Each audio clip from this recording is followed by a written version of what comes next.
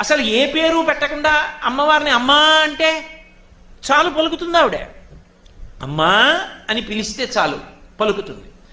అంత గొప్ప లక్షణమున్న తల్లి కాదు కాదు, అసలు ఈ భూమి రూపంలో ఉండే భూమాత ఆవిడే, ఒక పరిధిలో దేశంగా ఉండే దేశమాత ఆవిడే, నన్ను కన్న తల్లిగా జనకమాత ఆవిడే, గోమాతగా ఆవిడే, మాతృస్వరూపంగా ఆవిడ అంత ఉపాసనని అందుకుంటూ ఉంటుంది. ఇది ఈ దేశం యొక్క ప్రత్యేకత. అసలు మొదటి నమస్కారం ఎవరికి అంటే అమ్మకే.